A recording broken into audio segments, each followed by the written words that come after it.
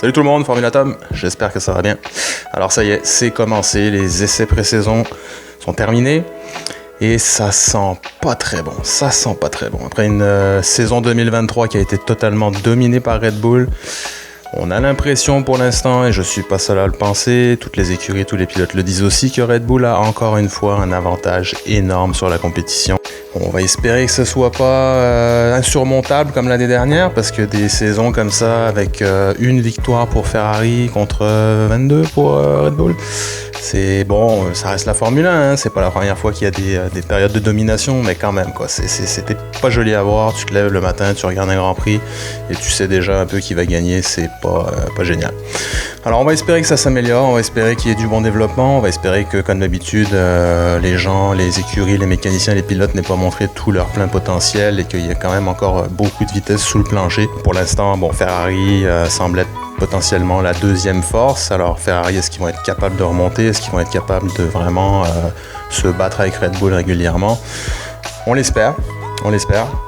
Mercedes, toujours un petit peu en retrait. Aston Martin, c'est la grande inconnue. L'année dernière, ils ont démarré vraiment en grande force. C'était vraiment beau à voir.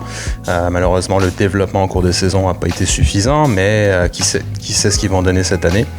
On a aussi Alpine. Bon, Alpine, de l'aveu des pilotes, c'est pas encore génial. Aussi les éternels inconnus, Haas, RB, Kachab, Visa, putain, mais qu'est-ce que c'est que ce nom, quoi? Steak F1. Steak F1. Oui, bon, pourquoi pas. Enfin, des écuries de fond de grille des dernières années, toujours en transition, hein, donc Haas, nouveau directeur d'écurie. Sauber, Steak, on le sait, ça va devenir Audi, donc pour l'instant, ils sont, à mon avis, plus intéressés en coulisses à développer la future monoplace de la future écurie d'usine qui a vraiment travaillé sur ce qui se passe pour 2024 et 2025. Et puis RB, Visa, Kachap, RB, Toro Rosso, c'était très bien Toro Rosso. AlphaTauri même, c'était sympa. Enfin bref, c'est pareil, hein, toujours, je veux dire, c'est l'écurie sœur, on les voit pas dépasser Red Bull, ça n'arrivera pas. Ils bénéficient certainement de beaucoup de technicalité d'information de la grande sœur Red Bull, mais ça n'ira pas plus loin. Reste à voir au niveau du développement, au niveau des pilotes, est-ce que ça va pouvoir donner quelques bons points, est-ce qu'ils vont pouvoir monter dans le milieu de grille, on ne sait pas. La grosse inconnue encore, c'est McLaren qui avait fait un début de saison 2023 absolument catastrophique, qui ont réussi d'une manière totalement inattendue à remonter comme même jusqu'à la deuxième force du plateau à la fin de saison. C'était vraiment hallucinant. Alors voyons ce que ça va donner, mais pour l'instant les pilotes semblent pas très confiants.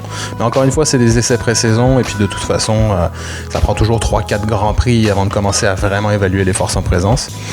Moi ce que j'ai hâte de voir, c'est Williams. Pour l'instant Williams semble assez dans la moyenne, on va dire, mais avec les dernières années absolument faméliques qu'ils ont eues, 2020, 2021, 2022, toujours en fond de grille, toujours dernier au championnat, etc. L'année dernière, ça a été absolument magique de finir 2023 en 7e force du plateau avec des bons points. S'ils avaient eu un deuxième pilote qui fournissait des points, ils auraient peut-être même pu finir un petit peu plus haut.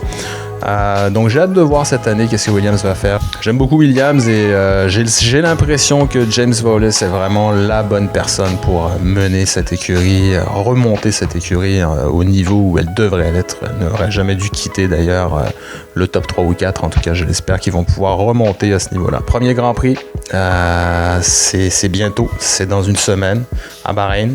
Qu'est-ce qui va se passer ?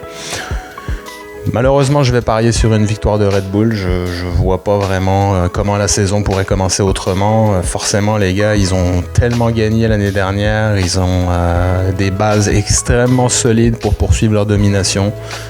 Espérons que le développement des autres écuries cet hiver a permis un petit peu de réduire l'écart. Et surtout, espérons qu'au fur et à mesure de la saison, on va avoir vraiment une bonne bataille. Au niveau des pilotes, est-ce que Perez va être capable de tenir la dragée un peu plus haute face à Verstappen? Personnellement, j'en doute, mais au moins ça nous donnerait quelque chose à ronger, ça nous donnerait un petit os à ronger en attendant que Ferrari et Mercedes puissent essayer de remonter derrière. Donc espérons, on va voir. J'ai très hâte, là ça commence vraiment à sentir le caoutchouc brûlé, le bac à sable, les poussières de frein de carbone. Alors on a hâte de voir ça, prochain Grand Prix, on va réagir juste après. Là c'était juste pour faire un petit débrief sur ces essais pré-saison, on sait que ça veut pas dire énormément, mais bon. Quand même, c'est toujours sympa après un hiver assez long, somme toute, de pouvoir enfin réentendre les moteurs et revibrer au son de ces Formule 1. Donc, j'ai hâte au prochain Grand Prix, j'ai hâte d'en discuter. Si vous avez aimé, likez, et puis abonnez-vous. Et puis, on se reparle très bientôt.